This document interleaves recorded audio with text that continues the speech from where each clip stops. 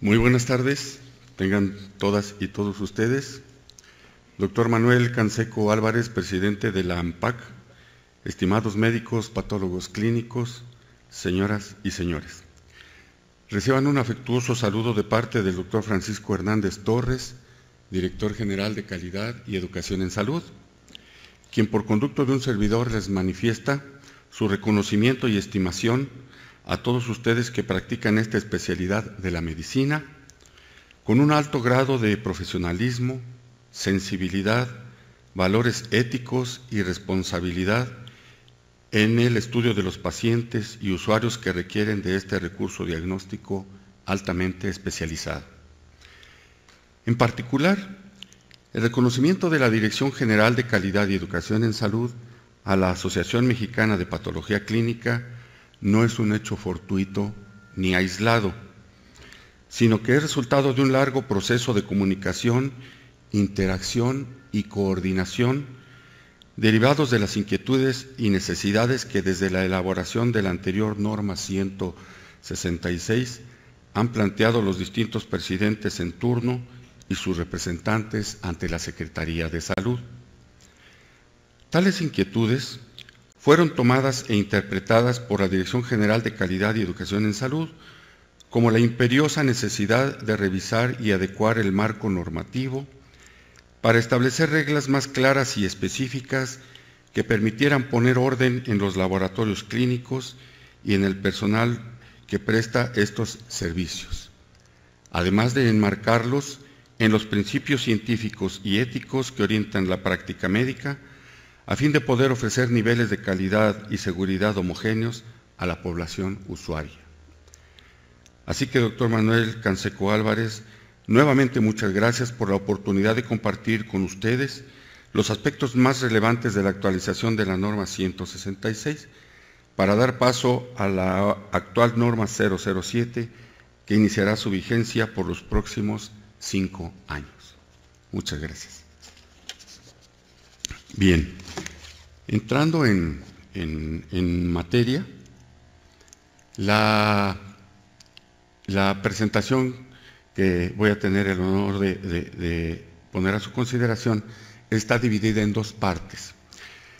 La primera parte es un marco conceptual, de tal forma que nos permita tener una idea global de lo que implica elaborar una norma, por qué una norma tiene ciertas características, por qué no es de cierto modo como algunos de nosotros muchas veces lo manifestamos, y por qué nos tenemos que sujetar a ciertos límites, tanto en la forma como en el contenido. Ustedes ven ahí, pueden ver en la diapositiva, los 10 elementos que nos van a permitir conceptualizar lo que es una norma oficial mexicana. Y la segunda parte, donde ya establecemos de manera objetiva pues, la comparación entre la norma 166 y la 007. Aquí tenemos una clasificación convencional genérica. Hay muchas clasificaciones que, dependiendo del propósito, de los objetivos, podemos agrupar las distintas normas oficiales mexicanas.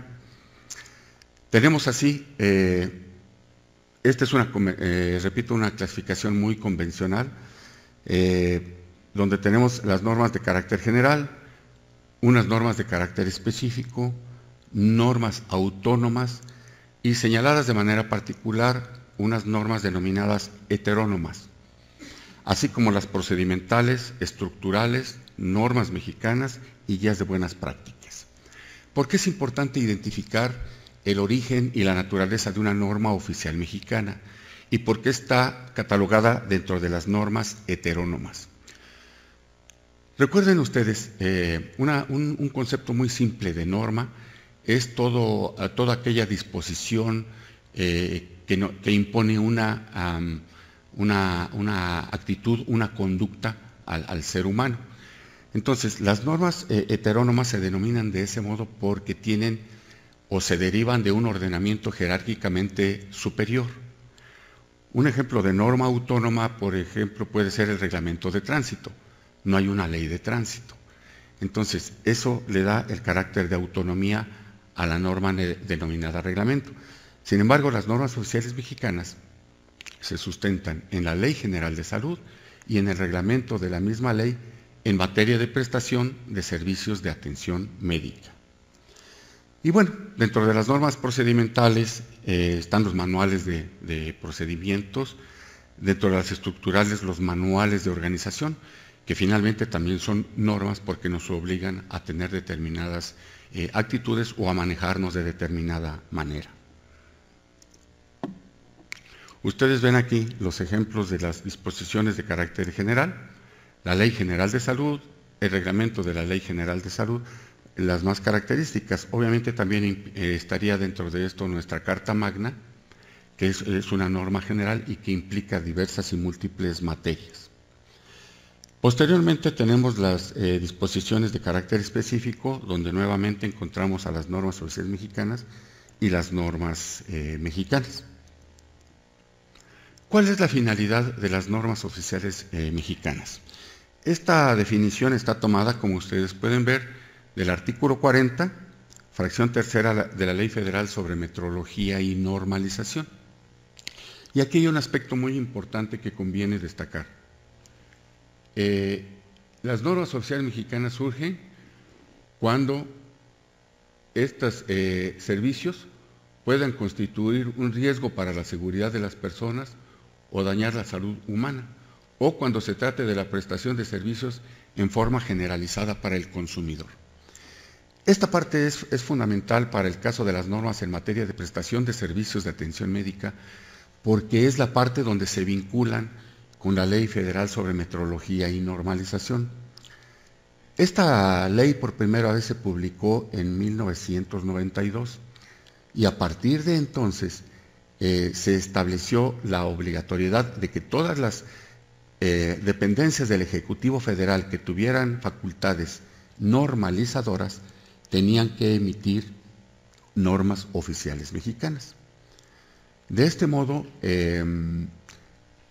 las normas técnicas que seguramente algunos de ustedes conocieron en el ámbito de la Secretaría de Salud, elaboradas en aquel entonces por la extinta Dirección General de Regulación de los Servicios de Salud, estas normas técnicas eran fundamentalmente su ámbito de aplicación a nivel institucional. Sin embargo, con las normas oficiales mexicanas y con este marco que nos proporciona la Ley Federal sobre Metrología y Normalización, las normas oficiales mexicanas tuvieron que abrir su ámbito de aplicación y esto abarcó a los sectores público, social y privado. Ahora, en forma general, podríamos analizar primero qué no es una norma oficial mexicana y después pasaríamos a ver qué sí es. ¿Por qué es importante iniciar por lo que no es una norma oficial mexicana? Porque como ustedes pueden ver, los conceptos que tenemos los distintos prestadores de servicios de salud, generalmente nos formamos conceptos, en ocasiones no tenemos una información amplia, suficiente, y entonces podemos considerar, y de hecho la experiencia nos ha demostrado, que en muchos casos quienes nos acompañan en los grupos técnicos interinstitucionales de trabajo que nos acompañan en la elaboración de una norma, generalmente consideran las normas como un manual de procedimientos técnicos o administrativos. Y entonces, de alguna manera, en sus aportaciones pretenden que la norma refleje aquello que se lleva a cabo en su institución, sea en su institución prestadora de servicios de salud, sea en su propio establecimiento de atención médica. En otros casos, también consideran que es una guía o puede ser una guía diagnóstico-terapéutica a nivel institucional o de carácter sectorial. En muchos casos también que puede ser una guía diagnóstico-terapéutica basada en evidencias, donde consideran que es conveniente que tenga una serie de elementos descriptivos que nos orienten hacia la formulación en ocasiones de diagnósticos y de cómo cerciorarnos de que es la mejor solución. En muchos otros casos también se considera que puede ser un tratado de una entidad nosológica específica, un prontuario clínico terapéutico o algo que es muy común y muy recurrente, que sea un instrumento para justificar la dotación de recursos, de presupuesto, de equipo. Y bueno, algo que también se pone de moda en muchas ocasiones es que se pueda convertir en un instrumento que agrupe un conjunto de necesidades, inquietudes, tendencias, modas, acerca de diversos temas en el ámbito internacional.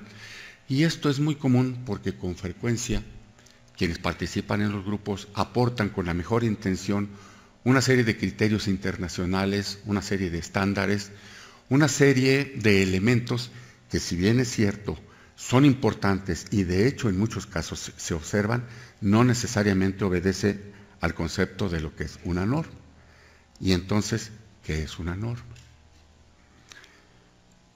Las hemos definido las normas sociales mexicanas, al menos en el ámbito de la prestación de servicios de atención médica, como un conjunto de disposiciones regulatorias que tienen su sustento en la Ley General de Salud y por ello son de cumplimiento obligatorio. Es decir, las normas sociales mexicanas en esta materia tienen un fundamento jurídico-sanitario y un componente técnico-médico. El hecho de que tengan un sustento jurídico-sanitario las hace de cumplimiento obligatorio por los tres sectores. También es un conjunto de disposiciones regulatorias genéricas sobre una materia específica. Esto permite que las normas puedan desglosar o puedan tener con mayor detalle las disposiciones que establece la Ley General de Salud, que son muy generales, las que establece el Reglamento de Atención Médica y que de alguna manera se especifican en la propia norma. Sin embargo, el grado de especificidad no llega al detalle fino, porque al aplicar a las instituciones prestadoras de servicios de los tres sectores, tiene que dar la oportunidad de que cada una de ellas, de acuerdo con sus objetivos y función social, pueda cumplir con lo que establece la norma en aquello que le aplique. Como ustedes ven, en el numeral 3, esto que comentamos, sobre todo cuando las instituciones tienen sus propios recursos, no es parejo para todos el que tengan que observar estas disposiciones. Y obviamente, si no tiene el debido sustento jurídico, la hace vulnerable y la hace susceptible a las personas que se sientan de alguna manera afectadas. Y no es que las normas tengan como propósito fundamental el ser poco vulnerables a los amparos. La idea es que le brinde y le proporcione certeza jurídica al prestador de los servicios y a quien los recibe. El laboratorio clínico, que ustedes en la práctica lo viven cotidianamente, está sujeto a una serie de normas que básicamente podríamos decir que todas están orientadas a brindar calidad y seguridad, tanto para el personal del laboratorio como para el usuario de los servicios. Y aquí tenemos, diríamos, dos grandes grupos de normas. Las que están sustentadas en la legislación sanitaria, que es donde corresponde nuestra norma oficial mexicana, y las normas de carácter internacional, que están fundamentalmente orientadas a calidad. Una, como las sanitarias, que son de observancia obligatoria, y las otras que son de adhesión voluntaria. Sin embargo, no son excluyentes. Aquí las normas se complementan y vienen a formar un marco jurídico, sanitario y técnico médico que fortalece la operación de los laboratorios clínicos.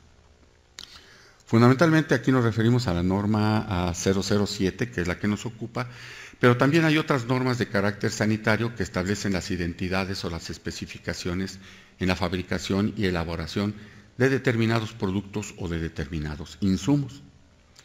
Y las normas ISO 9000, la 15189, que en particular seguramente ustedes conocen y probablemente algunos de ustedes estuvieron trabajando junto con quienes integramos el grupo de trabajo en la entidad mexicana de acreditación, así como las normas COPANT. Sin embargo, esto fortalece la operación de los laboratorios clínicos. ¿Quiénes participan en la elaboración de una norma oficial mexicana? Definitivamente tienen que participar y estar representados los tres sectores. Y es importante esta participación porque los tres sectores y los integrantes que proporcionan estos servicios, pues son quienes están obligados a observar esa normatividad. Entonces es muy importante que participen en todo el proceso de elaboración de la norma, desde que se elabora el anteproyecto hasta que se revisan los comentarios que se reciben durante el periodo de consulta pública, se les dé la respuesta y posteriormente, bueno, la tendrán que cumplir en cada uno de sus establecimientos. Fundamentalmente del sector público están definitivamente, bueno, las autoridades sanitarias, de las cuales está encabezada por la Secretaría de Salud, en particular en este caso por la Dirección General de Calidad y Educación en Salud, por las instituciones prestadoras de servicios de salud, en las que están todas integradas aquí lo que nosotros le denominamos el sector salud. La diferencia entre las instituciones del sector salud y el Sistema Nacional de Salud es que el sector salud está representado por la Secretaría de Salud, el Instituto Mexicano del Seguro Social, el ISSSTE, Pemex, Sedena, CEMAR y el DIF. Cuando nosotros decimos sector salud, nos referimos a estas instituciones. Y cuando decimos Sistema Nacional de Salud, quedan incluidas las del sector social y las del sector privado. En cuanto al sector social, bueno, están las organizaciones no gubernamentales, están los organismos colegiados de profesionales, federaciones, asociaciones, academias y colegios, como es el caso de este organismo. También están las instituciones prestadoras de servicios de salud sin fines de lucro, que representan el sector social. Y el sector privado, en el cual también hay instituciones prestadoras de servicios de salud, algunos que forman grandes corporativos, grandes cadenas, y otras que son de manera unitaria, pero que también desempeñan un papel importante en la prestación de servicios privados. También asisten fabricantes de mobiliario, de equipos, y las instituciones de educación media y superior del sector privado, que en el ámbito de la formación de recursos humanos para la salud tienen una presencia importante. El marco jurídico que sustenta esa facultad normalizadora de la Secretaría de Salud, ustedes lo pueden ver aquí. Fundamentalmente, este segmento izquierdo nos representa básicamente lo que está orientado al ámbito de la salud. Y de manera complementaria, y muchas veces de manera supletoria, como dicen los abogados, tenemos la conformación de este marco, donde es importante tener en cuenta todo esto, porque seguramente al final va a haber algunas preguntas que su respuesta está sentada aquí. También tenemos la Ley Federal de Procedimiento Administrativo, porque todas las dependencias tenemos que sujetarnos a determinados plazos, a determinados procedimientos, o incluso se establecen procedimientos específicos para aquellos casos en los que el particular o el obligado a cumplir con la norma puede recurrir a inconformarse o a solicitar una revisión de su caso cuando se sienta afectado. La Ley Federal sobre Metodología y Normalización y su reglamento, que son las que de alguna manera determinan los procedimientos, los plazos, las fechas que tienen que ver en el proceso de elaboración de una norma. Y el Reglamento Interior de la Secretaría de Salud, que en el caso particular de nuestra Dirección General de Educación y Calidad en Salud, corresponde al artículo número 18. Ahí están expresas las facultades normalizadoras. Y bueno, todo eso da como resultado que se pueda sustentar desde el punto de vista técnico, médico y jurídico sanitario una norma oficial mexicana. ¿Cuáles son las principales características de la normatividad en la atención médica? Ya habíamos comentado que primero tienen un carácter obligatorio, segundo, homogeneiza, sistematiza y actualiza criterios.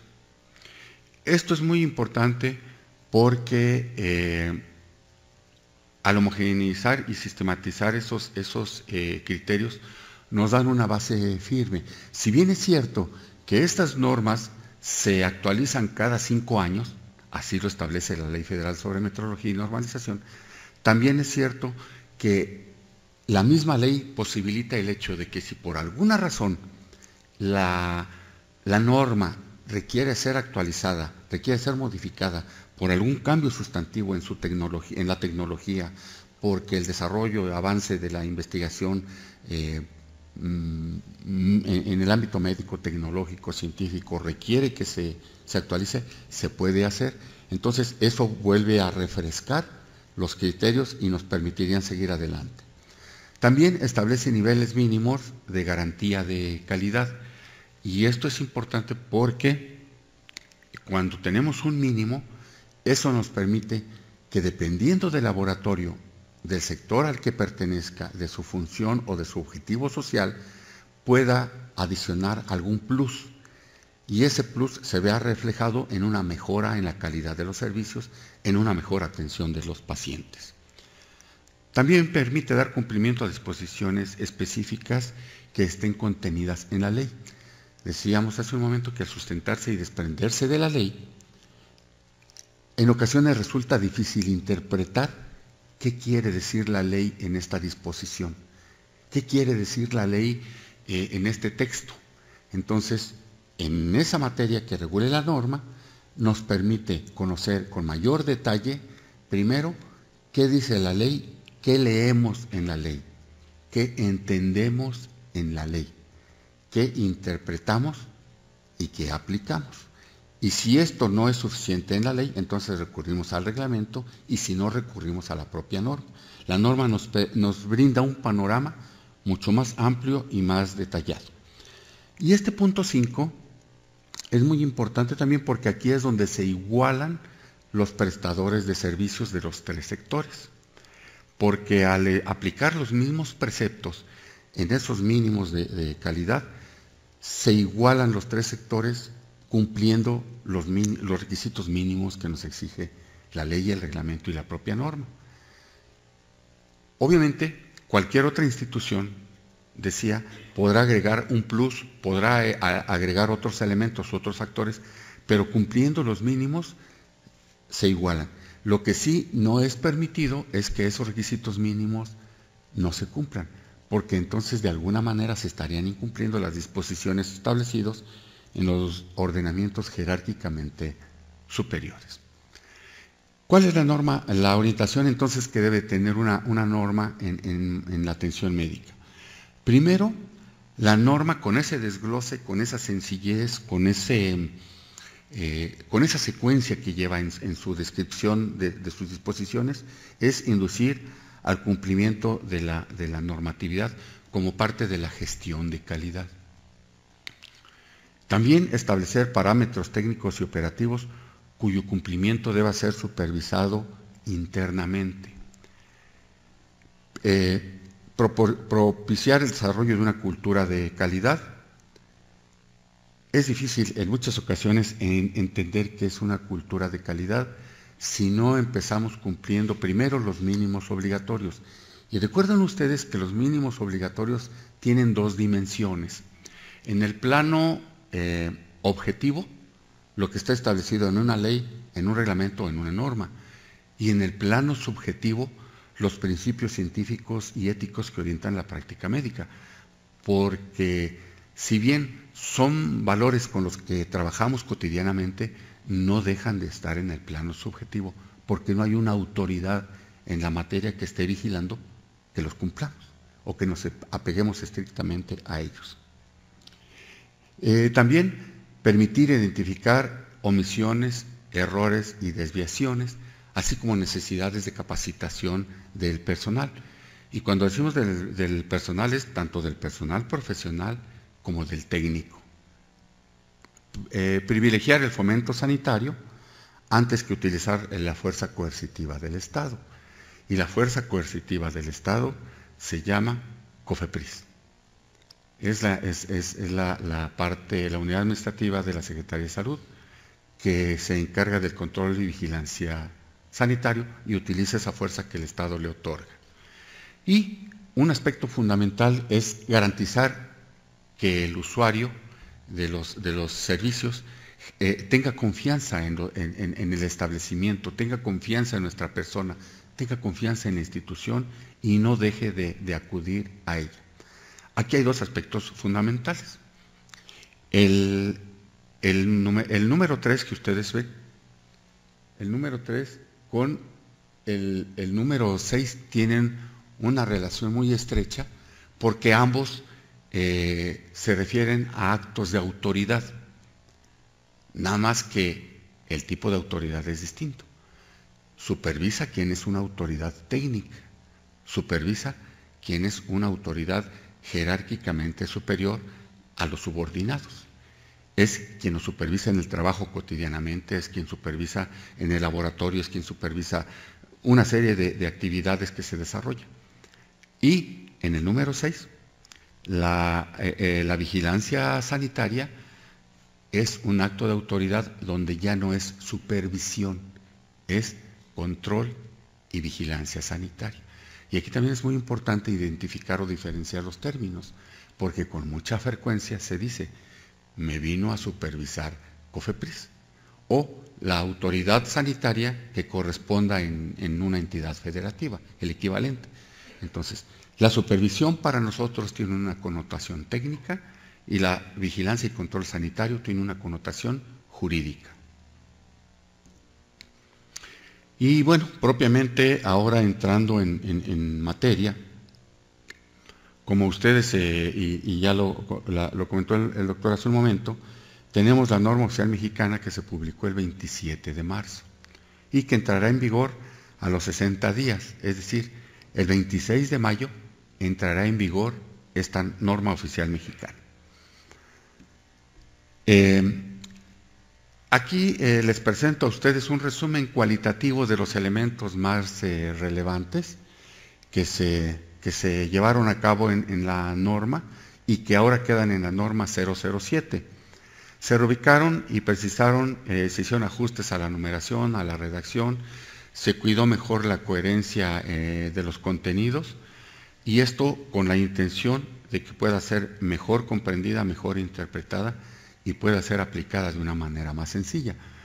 De todas maneras, ustedes están familiarizados con la norma anterior. Consideramos que esta nueva versión de la norma simplifica todavía más algunos aspectos, clarifica algunos otros. Entre los aspectos también más relevantes ya de manera más específica, se elimina la figura del auxiliar. La ley establece tres figuras desde el punto de vista de los recursos humanos para la salud. Personal profesional, con todos los niveles, rangos y jerarquías académicas que tenga, desde que tiene una licenciatura hasta los distintos grados de los posgrados, especialidades, maestrías, doctorados, mientras sean del ámbito de la salud. Los técnicos, en todos sus niveles académicos y denominaciones, y los auxiliares. Sin embargo, si ustedes recuerdan, en la norma anterior no intervenía ningún auxiliar. ¿Qué se refiere el auxiliar en el ámbito de la Ley General de Salud? Actualmente está referenciado únicamente para el personal no profesional que la Secretaría de Salud autoriza, entiéndase, parteras empíricas. Ese es el único personal de salud hasta la fecha, auxiliar de salud, perdón, que hasta la fecha tiene reconocido la Secretaría. Entonces, si no había un personal auxiliar en los laboratorios clínicos, no tenía sentido que se expresara en la norma. También se sustituyó la definición de análisis de laboratorio por estudio de laboratorio. y algunos otros aspectos que se homologaron para hacer la referencia a la subcontratación de servicios con los servicios de referencia. Se redefinió el perfil y las funciones del responsable sanitario, se redefinieron y precisaron algunas áreas del laboratorio clínico, así como también las figuras y actividades de los recursos humanos y los documentos probatorios con los que deben de contar. Se actualizaron los apartados de aseguramiento de la calidad, higiene y bioseguridad y algunos aspectos relacionados con la publicidad. También se definió la no concordancia porque al hacer algunos ajustes se vio que ya no había concordancia con otras normas de carácter internacional. Y algo que es muy importante, se incluyó la parte de un apéndice normativo. Quienes hayan conocido la norma 197 de infraestructura hospitalaria y consultorios médicos de especialidad, dentro del laboratorio clínico se consideraba este apéndice. Lo que hicimos fue dejar una parte mínima para el laboratorio de la unidad hospitalaria y la parte fundamental o la parte sustantiva traerla a esta norma, cuidando de que no se repitieran ambos conceptos. De ese modo, aquí estaríamos presentando a ustedes a manera de mapeo esos cambios a los que me he referido y cómo quedaron ubicados de la presencia que tenían en la norma 166 y la correspondencia en el numeral que les corresponde en la nueva ubicación en la norma 007. Bien, aquí como ustedes ven, en el campo de aplicación únicamente están señalados los cambios en negritas, perdón, donde se incorpora, se habla ya de profesionales y técnicos. Se eliminó auxiliares para la salud, que ya lo habíamos comentado. Aquí está la definición de lo que es un estudio de laboratorio, la medición y los resultados del análisis, perdón, y donde podemos identificar estas definiciones que no estaban y que se incorporaron. Gracias.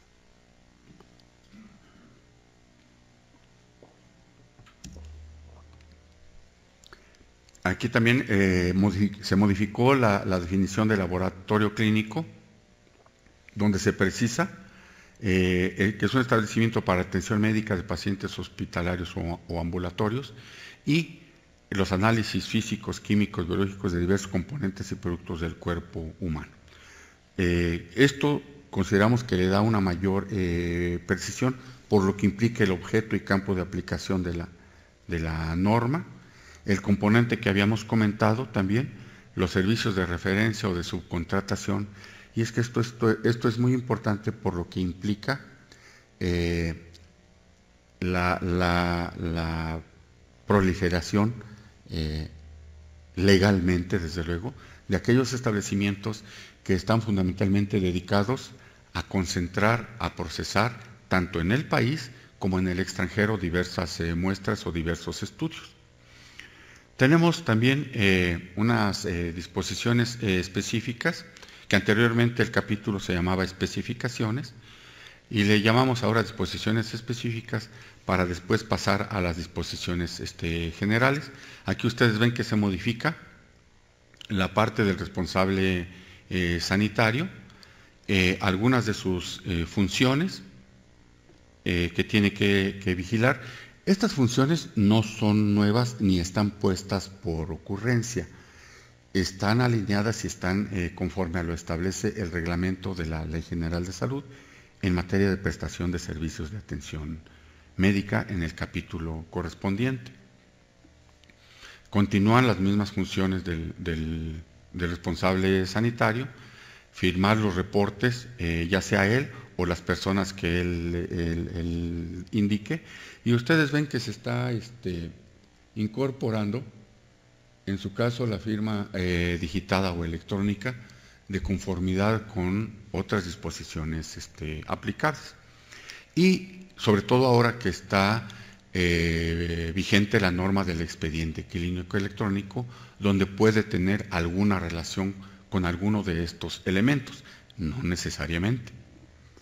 Y también los aspectos que tienen que ver con la seguridad e higiene, y donde se incorporan los conceptos de ocupacionalmente expuesto y hace referencia a la norma que trata esa materia. Y bueno, aquí continuamos con lo que él tiene que vigilar, que es de su responsabilidad, porque anteriormente la disposición parecía que él era el responsable de mantener actualizado la documentación curricular, y no. Él, como responsable sanitario, tiene que vigilar que la parte administrativa o quien realice las funciones administrativas dentro del establecimiento sea quien se encargue de realizar estas funciones. Como ustedes ven, todo esto, el que cuente con un soporte documental, el que establezca las medidas necesarias para que el personal de laboratorio no emita opiniones, no emita sugerencias a los pacientes, le da mayor claridad, aun cuando esta era una disposición que ya estaba, se expresaba en otros términos. Y bueno, otras disposiciones que se tienen que cumplir.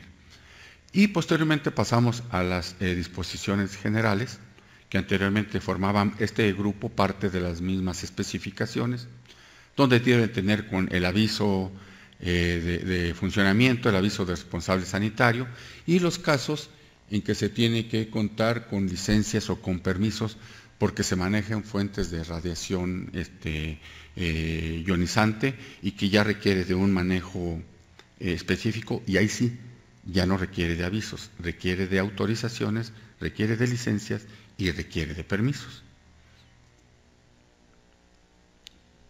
Se precisó también la parte de los manuales de organización.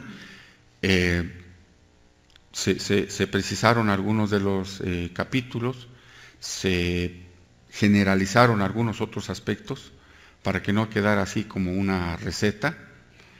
Se dio la posibilidad de que pudiera incorporar algunos diagramas de flujo, pero que no quedara como una disposición obligatoria, sino que fuera opcional, dependiendo de las características, de la magnitud y de la operación del propio laboratorio.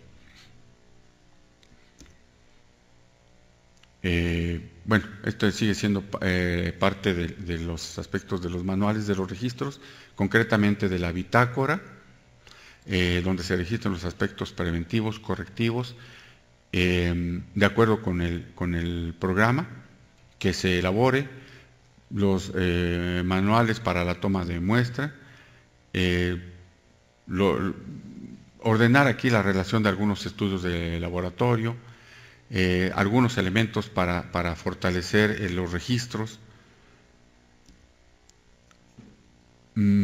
Aquí se le agregó los programas no nada más de mantenimiento preventivo, sino también de calibración, aun cuando sabemos que en la actualidad hay algunos equipos que no requieren calibraciones tan frecuentes, tan constantes, y algunos que lo hacen de manera automática. Sin embargo, bueno, queda abierta la posibilidad de acuerdo con las características de funcionamiento del propio laboratorio. Y algunas otras cuestiones relacionadas con los propios manuales. Bueno, aquí traemos disposiciones específicas porque es la renumeración que correspondió a la reubicación de estos conceptos. Lo que tiene que ver con las tomas de muestras, las áreas específicas que se tenían, aquí se hace una mayor precisión, sobre todo en aquellos aspectos donde se toman exámenes que tienen que cuidarse la parte de la dignidad y el pudor de las personas, no nada más de las mujeres, aun cuando esta parte es fundamental, pero también de los varones, que también tienen el mismo derecho a que se les trate con ese cuidado y respeto a su individualidad, a su dignidad, a su privacidad. Aquí también se precisó el perfil del responsable sanitario, y los requisitos que había se fusionaron en uno solo, y se desapareció esa parte que hablaba del ingeniero químico o del químico orientado, y ya se precisaron aquí el perfil.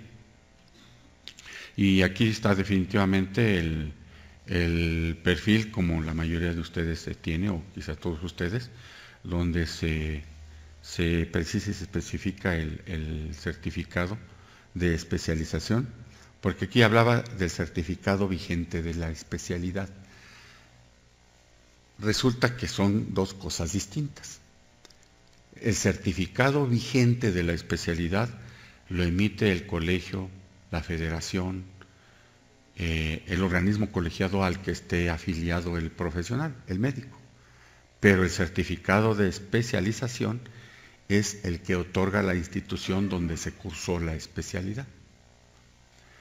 El certificado de especialización es vitalicio. El certificado de la especialidad se refrenda, se renueva, y entonces decimos que el médico se recertifica. Esas son las diferencias. Aquí se hizo esa precisión.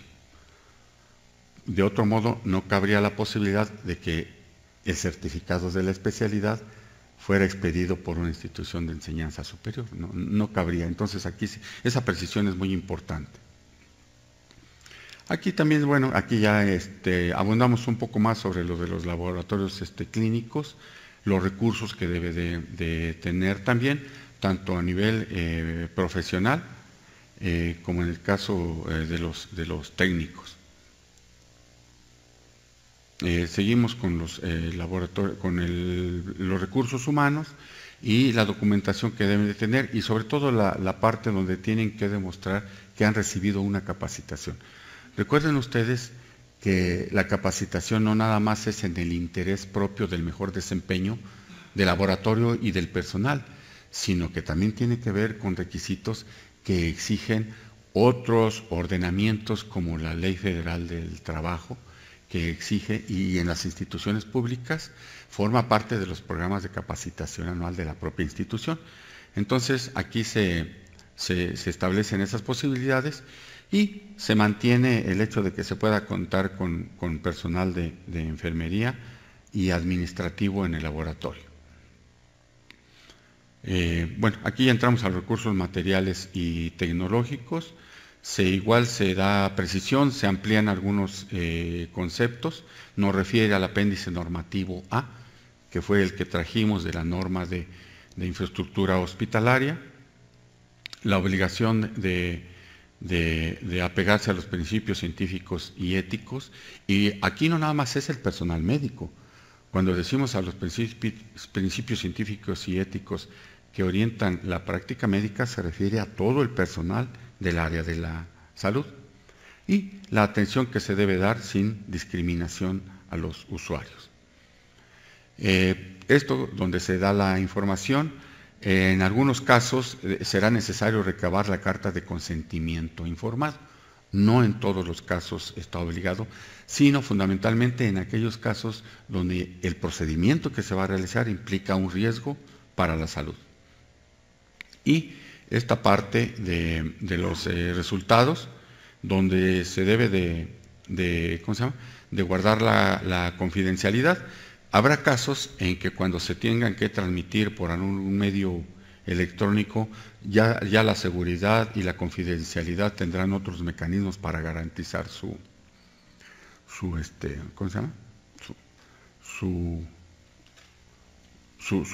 la seguridad.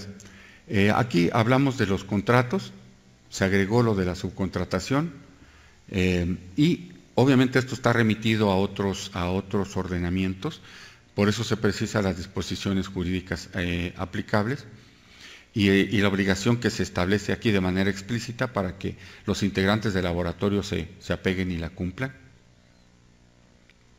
Aquí habla de la misma subcontratación, remite a las normas que están en las referencias. Los programas de control interno de la calidad, aquí también se especifican. Recuerden ustedes que esta norma, por ser una norma de carácter sanitario, no puede ir más allá de lo que su propio ámbito le establece. ¿A dónde recurran ustedes? ¿Quiénes le hagan el programa? ¿Con qué periodicidad? ¿En qué consistan esos programas? Eso queda a entera libertad de ustedes. porque esos factores, esos aspectos ya no tienen sustento en la ley o en el reglamento. Entonces, lo que sí es importante es que se establezcan esos controles internos y se garanticen y se aseguren que se llevan a cabo esos programas. Pero la norma no puede ir más allá. Aquí, bueno, se establecen algunos conceptos sobre el índice de superficie, que aquí ya estaba también. Aquí nada más se mejora un poco la redacción, porque esto tiene que ver con los aspectos de higiene y bioseguridad, para que no se tengan problemas con otras leyes, con otros ordenamientos. Algunos aspectos sobre las áreas físicas, donde se trabajan estudios de microbiología, micología, etcétera. Aquí también la publicidad obliga a que sea de carácter claro, veraz, informativo, y limita esto. Recuerden ustedes que, y bueno, ustedes están mucho más enterados, hubo un tiempo en que se publicitaban una serie de laboratorios de garage, como le mencionaban algunos de ustedes, donde se habilitaba un lugarcito por ahí, e incluso dentro de las definiciones que ustedes seguramente podrán revisar después ya con más calma, viene una precisión respecto de las tiras reactivas, para que estos no se ofrezcan de manera generalizada al público. Esa parte fue una parte muy discutida, muy polémica, pero finalmente logramos el consenso de todo el grupo y quedó porque, según nos decían y nos aportaron varias pruebas, con tiras reactivas se ofrecían estudios de laboratorio en domicilios particulares. Entonces, bueno, aquí se habla de la información, que sea clara, que sea veraz y que el mensaje sea orientador y tenga fines educativos. Aquí es muy importante de no formar parte de los fraudes a la salud, y más ahora que se han modificado diversos ordenamientos donde se están prohibiendo distintos grados de publicidad. Aquí también decíamos lo referente a que ya como quedó la norma, no tiene concordancia con normas internacionales. Recuerden ustedes que las normas internacionales, algunas de las que mencionamos por ahí al principio, las ISO, la 15189, las normas COPANT y muchas otras que seguramente ustedes conocen, son de adhesión voluntaria y están fundamentadas en estándares de cumplimiento. Las normas oficiales mexicanas, como esta, no es de adhesión voluntaria, es obligatoria y se sustenta en un marco jurídico. Entonces, en un marco jurídico sanitario mexicano, no podemos establecer disposiciones voluntarias, porque entonces sería un instrumento híbrido que no permitiría su aplicación obligatoria. Por esa razón se precisa este concepto en el sentido de que no hay norma, de que no es pertinente considerarla equivalente con normas internacionales. Y si ustedes recuerdan, la norma anterior 166 establecía 3 periodos de gracia. El primero, dirigido al aseguramiento de la calidad. El segundo, dirigido a los aspectos de la organización, concretamente a los manuales.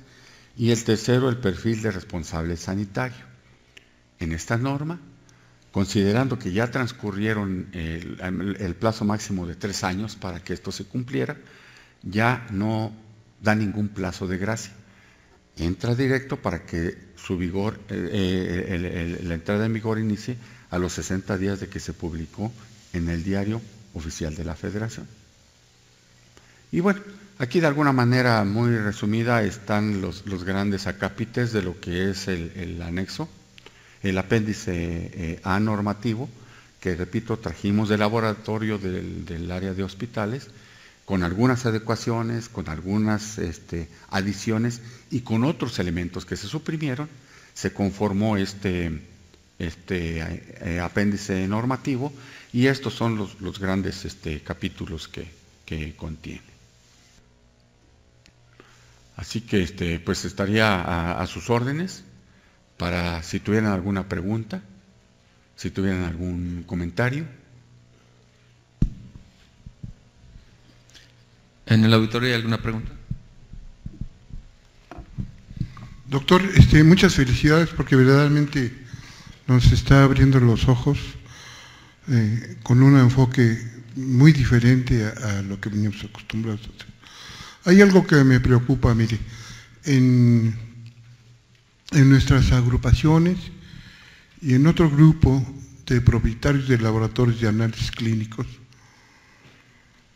hemos luchado por dos cosas. Primero, por eliminar la dicotomía y segundo, por eliminar esos lugares que hay a la entrada de algunas farmacias en donde ofrecen análisis clínicos y que no se cumple para nada ninguno de los ordenamientos que la norma tiene. Mi pregunta es, ¿cómo se ha preocupado el grupo de ustedes por esta situación? Bien. Respondiendo a su primera pregunta, doctor, en la parte de la dicotomía, si bien es un aspecto fundamental que muchos de ustedes han manifestado como una preocupación seria por la implicación y por la incidencia que tiene en el costo que se le transmite al usuario, aun cuando los costos como que no están muy bien delimitados, se conoce que sí tienen una repercusión clara. Resulta ser que lo que es considerado como una dicotomía, entendida como tal, la comisión que se recibe por la canalización de pacientes a la realización de estudios, recuerdan ustedes que les comenté el marco jurídico sanitario. Resulta que el Código de Comercio tutela esa práctica. Y el Código de Comercio no nada más tiene efectos a nivel nacional. Muchos de esos aspectos rigen en el ámbito internacional, en el intercambio de transacciones comerciales con otros países. Entonces, la norma no es el instrumento idóneo para prohibir algo que un ordenamiento jerárquicamente superior desde el punto de vista jurídico tutela. Generaríamos un conflicto de ordenamientos, porque lo que uno tutela, la norma, si lo llegara a prohibir en el supuesto, ¿a cuál de los dos ordenamientos se atendría a usted? Entonces, pero además, repito, esto va más allá de las prácticas comerciales a nivel, dentro del territorio nacional. Entonces, eso implica que el mismo código también tutela estas prácticas y esta comisión que se recibe en tanto la actividad sea honesta, en tanto la actividad sea permitida, sea legítima. Aún en el sector privado, donde se tiene un esquema utilitario, se entiende que esa es la finalidad de un establecimiento privado, generar una utilidad razonable, un lucro ético. Entonces, por esta razón, la norma eliminó la referencia anterior, que decía que se podía referir hasta en 3 ocasiones o darle 3 alternativas. La verdad es que esa disposición no tenía sentido y no nos decía nada, doctor. Entonces, esa práctica está tutelada en el Código de Comercio. Y en relación con su otra pregunta, precisamente en la definición de lo que es un laboratorio clínico, se tuvo cuidado de caracterizarlo de tal forma que aquello que no cumple los aspectos de la definición, déjeme a ver si lo podemos pasar aquí. Por aquí andaba. La definición de laboratorio clínico. A ver si por aquí ahorita la encontramos. Bueno, lo importante es fijar cuál es el concepto. cualquier establecimiento, aun cuando no sea un establecimiento de atención médica o relacionado con la salud, que no cumpla con ese perfil, vamos a llamarlo así,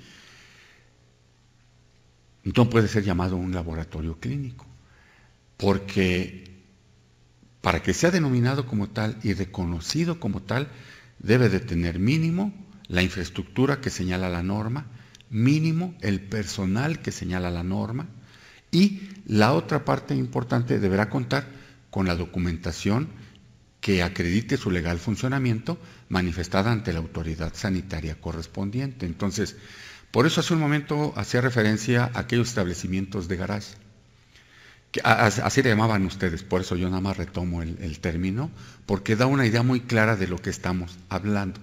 Entonces, la claridad que se le dio a esta versión de esta norma 07 tiene precisamente como propósito combatir ese tipo de establecimientos. En algún momento, del año 2000 a 2004, la Dirección General de Calidad y Educación en Salud tuvo a su cargo el control y fomento sanitario federal, facultad que ahora tiene y ejerce COFEPRIS. Durante ese tiempo, muchos establecimientos llamados farmacias empezaron a proliferar distintos establecimientos, distintas farmacias con una especie como de consultorio medio improvisado, más bien parecía como una especie de confesionario, incluso abierto, sin puertas, sin cortinas, sin un área apropiada para realizar la exploración física del paciente, y en el ejercicio de esas facultades la Dirección General aplicó una buena cantidad de medidas de seguridad, suspendió los servicios de esos establecimientos y aplicó una serie de multas. Aquí es importante también que quienes tienen conocimiento, en este caso ustedes, y que ven afectados los intereses que legítimamente ustedes defienden porque están funcionando dentro del marco de la legalidad, hagan uso de algo que siempre les he recomendado. El artículo 60 de la Ley General de Salud establece el derecho a ejercer la acción popular. ¿Y eso qué significa? Que cualquier persona, sea o no del ámbito de la salud, cualquier persona de la población civil, de la sociedad civil, puede presentar su queja ante la autoridad sanitaria, señalando que ahí existe la posibilidad de un riesgo a la salud. Y la autoridad sanitaria tiene la obligación de atender esa queja, esa denuncia, y de acudir a eso para cerciorarse, para corroborar y procederá en consecuencia. Entonces, es muy importante que al amparo e invocando el artículo 60 de la Ley General de Salud, sobre todo ustedes, ya sea de manera personal o a través de sus representantes, a través de la asociación, se puedan hacer este tipo de denuncias. Es la única forma en que se podrá ir combatiendo con los recursos legales que existen y los procedimientos establecidos, se vayan combatiendo estas malas prácticas. Gracias. ¿Otra pregunta? Discúlpeme si entendí mal, pero por ejemplo en el caso de los profesionales y el personal técnico, ¿dónde quedó toda esa gente empírica? Llámese químicos, llámese técnicos, ¿dónde queda esa gente? Así como se van eliminando las malas prácticas, creo que también se debería de ir eliminando esa gente, ¿no? Que, sobre todo en las instituciones públicas, hace tanto daño, ya no al laboratorio, al paciente. ¿Esa parte se tomó en cuenta? Sí, precisamente ese fue el propósito, ustedes recuerdan, de redefinir el término, de nada más hacer referencia a profesionales y técnicos. Se eliminó los auxiliares. ¿Por qué? Porque precisamente una de las características bajo las cuales se podía amparar la figura del técnico empírico, del técnico pragmático, era como auxiliar de laboratorio. Entonces, ¿qué pasa cuando nosotros decimos que el técnico debe de tener, como lo dice el artículo 79 de la propia Ley General de Salud, en su segundo párrafo, dice, que los técnicos deben de contar con su diploma, con su certificado debidamente registrado por la autoridad educativa competente. Esto hace precisamente que todo aquel empírico, todo aquel pragmático, tenga dos caminos. Uno, acude a alguna institución formadora de recursos humanos para la salud,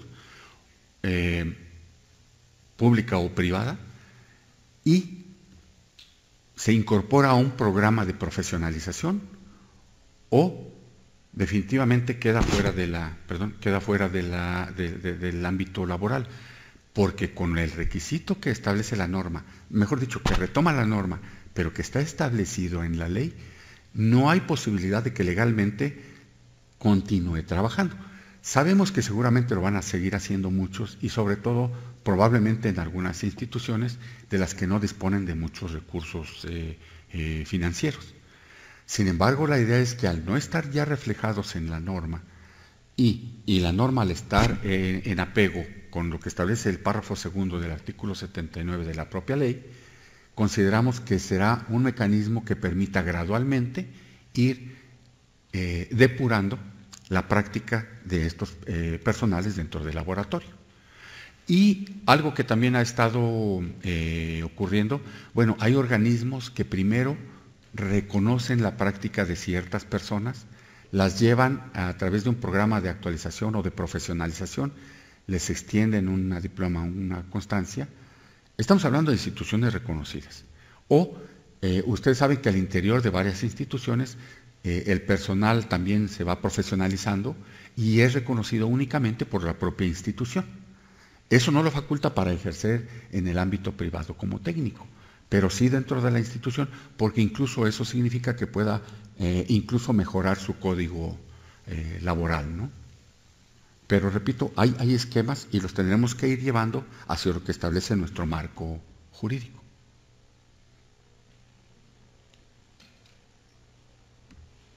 Sí.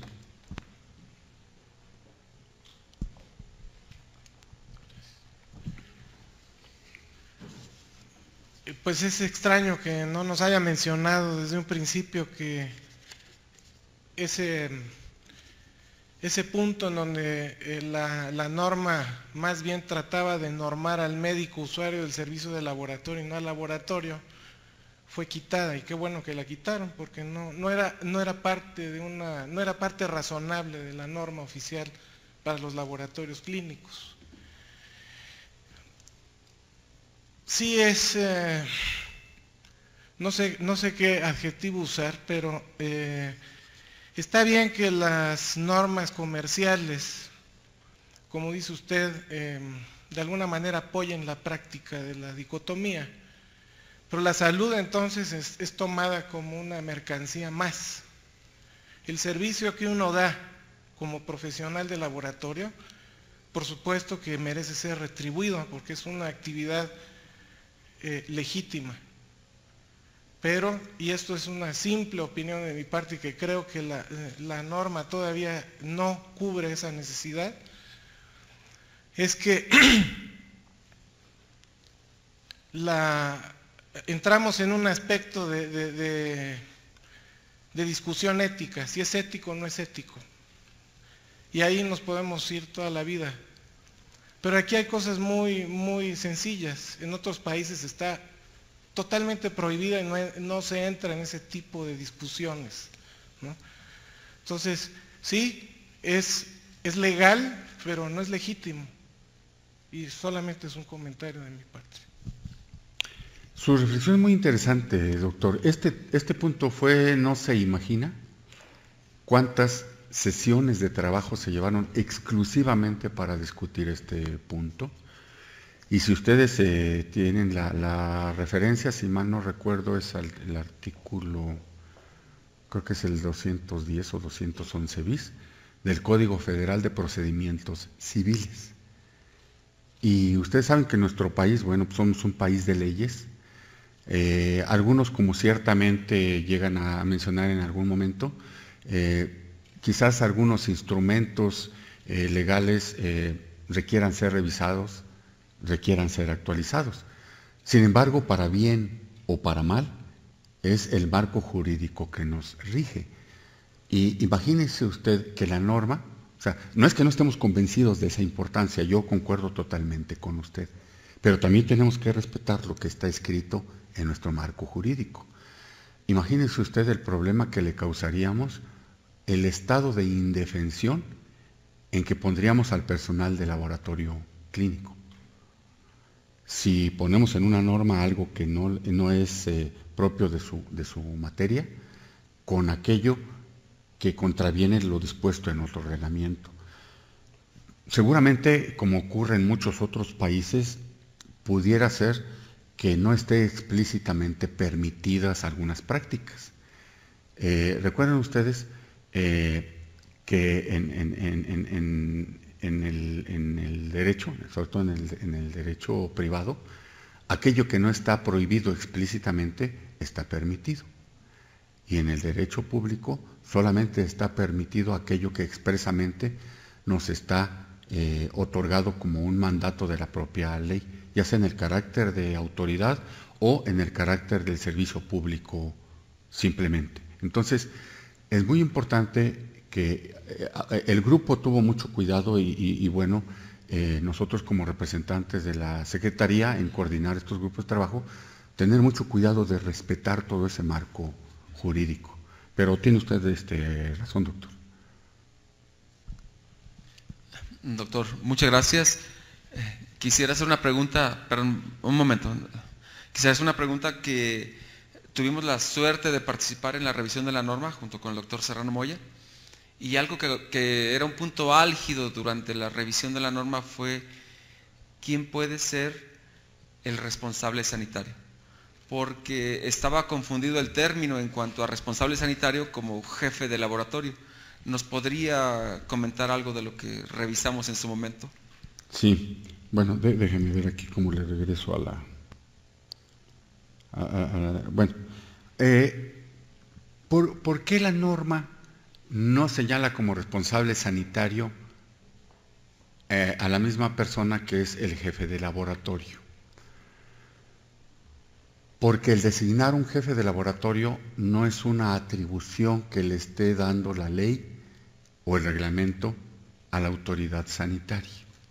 Eso es una facultad exclusiva de la institución o del establecimiento, porque tiene una connotación de orden laboral, es decir, queda fuera totalmente del ámbito de la salud.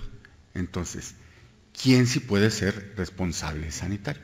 El responsable sanitario, para fines de laboratorio, es aquel que cubre el perfil, el que comentamos, el químico, con sus atributos específicos, o el médico patólogo clínico, porque tiene una formación ad hoc. Efectivamente, en la versión anterior había una confusión en los términos, y como bien señaló el doctor hace un momento, el que hizo el comentario, había por ahí lo de otro tipo de médicos y otros ingenieros químicos orientados hacia el laboratorio y demás, que no quedaba muy claro y que no era muy conveniente que se mantuvieran esos términos. Entonces, aquí no se habla en absoluto de la jefatura de laboratorio porque no le corresponde a la Secretaría. Y el jefe de laboratorio puede tener un perfil más alto o más bajo que el responsable sanitario, porque esa es una designación que hacen las autoridades del establecimiento o, en su caso, las autoridades de la institución de la cual forme parte el establecimiento, con base en su propia normatividad, con base en sus propias políticas, con base en sus propias características, en sus dimensiones, en su magnitud, si es del sector público, si es del social, si es del privado. Entonces, esta parte si ustedes ven, ninguna de las normas oficiales mexicanas, al menos las que tiene a su cargo la Dirección General de Calidad, Educación y Salud, hablan de jefaturas, hablan de ese tipo de responsabilidades. Pueden subsistir en la misma persona o pueden ser personas diferentes.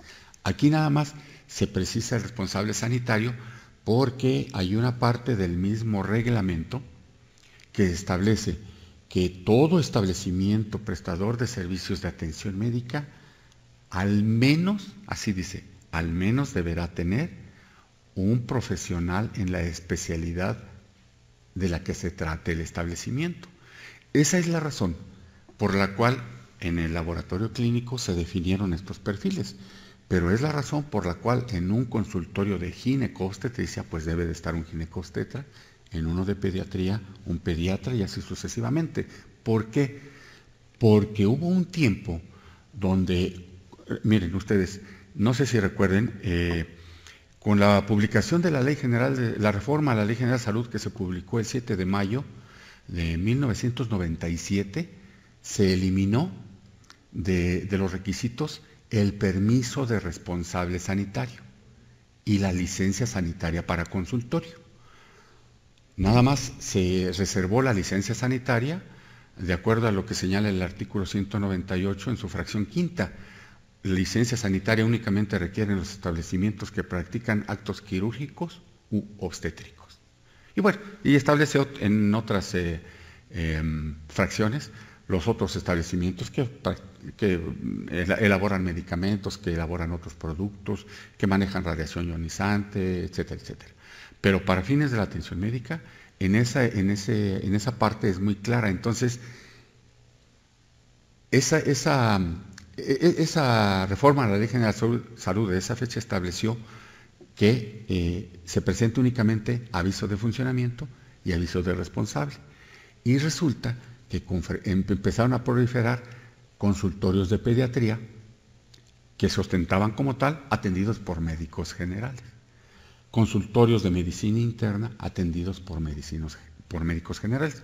Y si bien es cierto que el médico general tiene un amplio campo de aplicación con las limitaciones que su misma formación y capacidades le permiten, su propia responsabilidad profesional, también es cierto que muchos se excedieron en ese sentido. Entonces, apegándonos a lo que estrictamente dice el reglamento, todo establecimiento deberá tener al menos, tratándose de las especialidades, al menos un especialista en la especialidad de que se trate.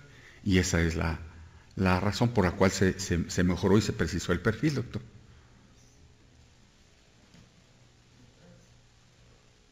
Por ahí acá.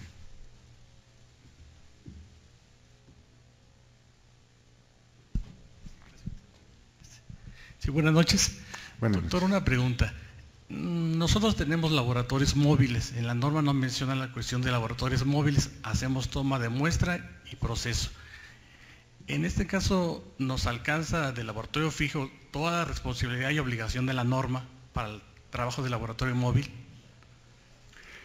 Considerando el laboratorio móvil únicamente como toma de muestras.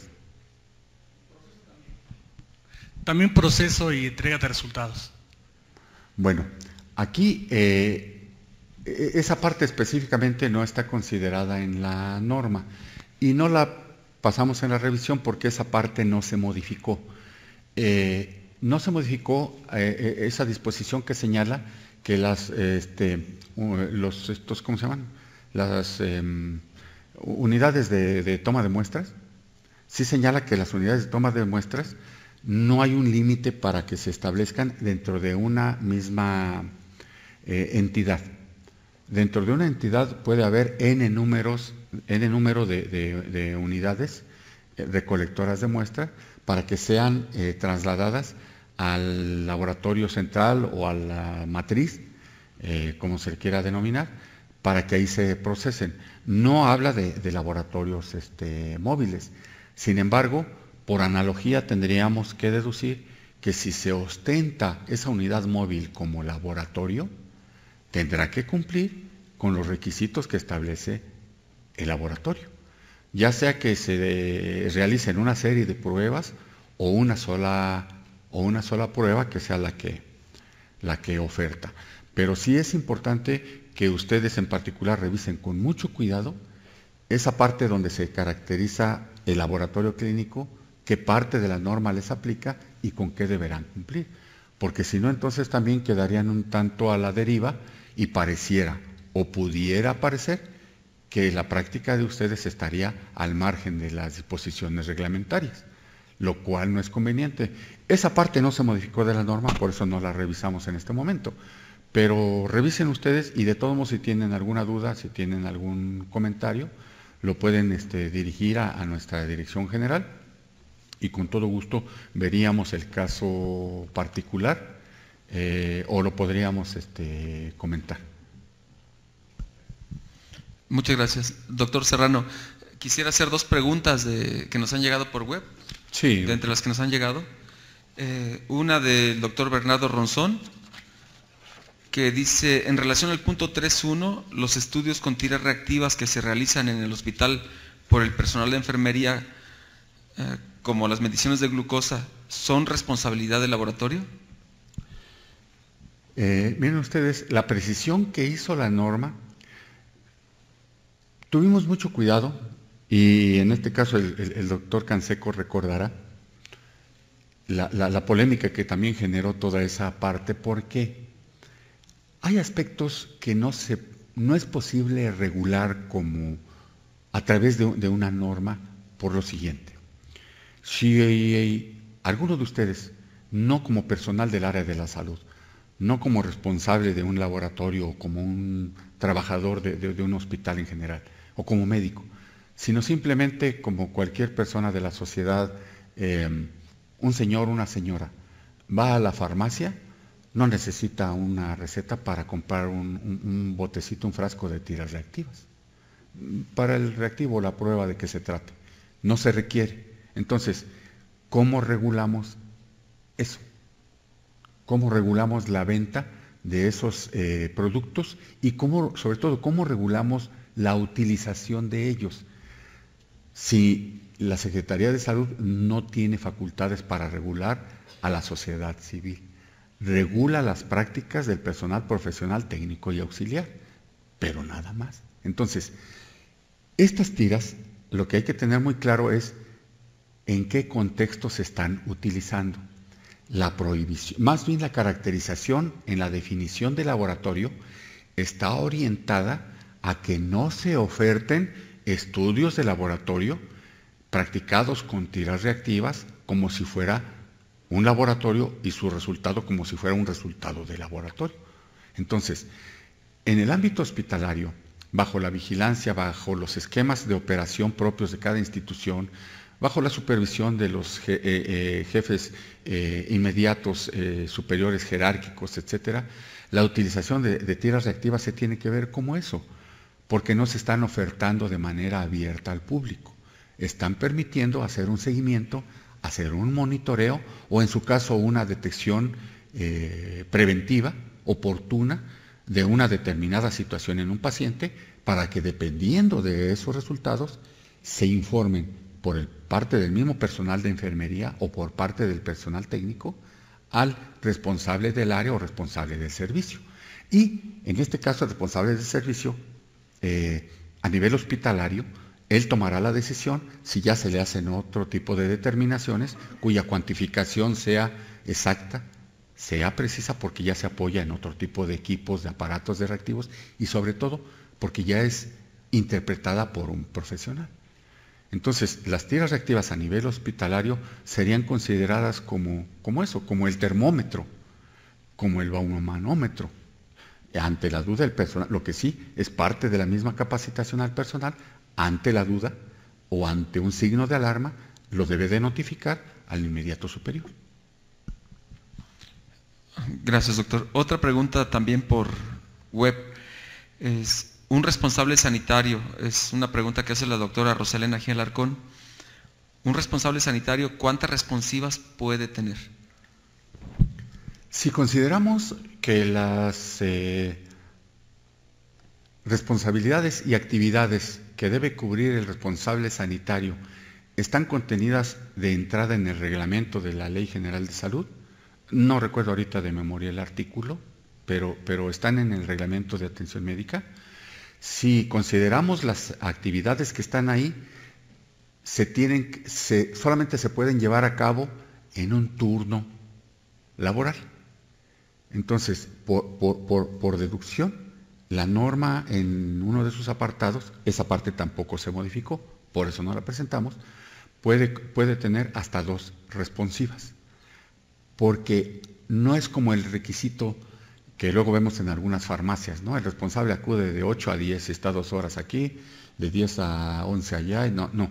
Aquí lo importante del responsable sanitario es que se conozcan cuáles son sus responsabilidades, sus funciones y sus actividades. Esto hace que lo que está establecido como una obligación y como una responsabilidad para él no se pueda llevar a cabo así como que estoy un ratito y me voy. No, él tiene que estar al pendiente de lo que hace el personal, cómo lo hace, quién lo está haciendo, cómo están los procesos, tanto los administrativos como los procesos técnicos, cómo se están aplicando unas disposiciones, tanto estas sanitarias, si se cumple la normatividad o no, pero también sobre todo las disposiciones internas del laboratorio, si se están cumpliendo o no, si se están utilizando adecuadamente los insumos, los equipos, los reactivos, que no haya dispendio, que no haya desperdicio, en su caso, porque me imagino que puede llegar a ocurrir, incluso que no haya sustracción. Y no necesariamente de reactivos, hay mucho material en un laboratorio que puede ser sustraído, hojas, folders, formatos, tintas, cartuchos, plumas, lápices, etcétera, ¿no? Entonces, el responsable sanitario tiene que cumplir con esas funciones. Por eso la norma dice máximo poder cubrir hasta 2 responsivas. No es un requisito protocolario, vamos. Es un papel fundamental el que cumple el responsable, independientemente de las que deba de cumplir el jefe del servicio, que pueden concordar o no. Muchas gracias, doctor Serrano. Hay más dudas, pero realmente tenemos ya el tiempo se ha consumido.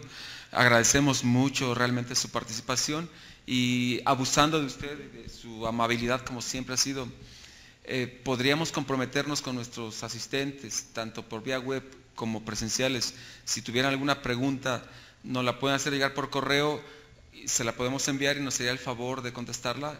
La podríamos contestar hacia todos los asistentes, tanto físicos como virtuales, porque es algo que nos podría enriquecer, ¿no?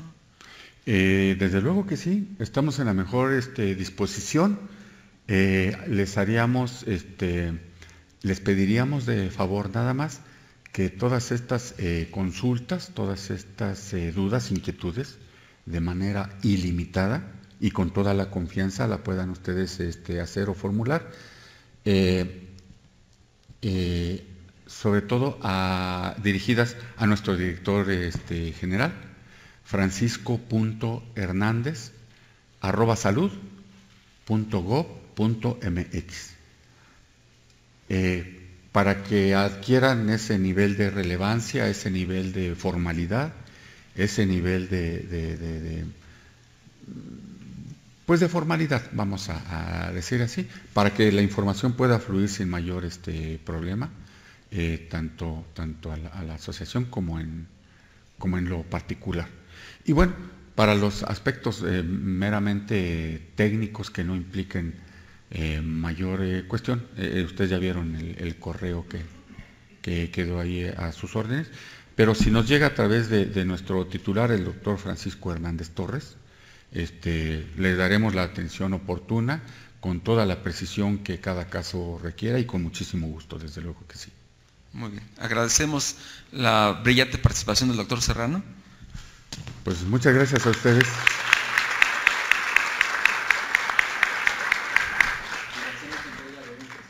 Muchas gracias a ustedes por esta oportunidad y realmente fue un honor. Muchas gracias. Muchas gracias. Muchas gracias.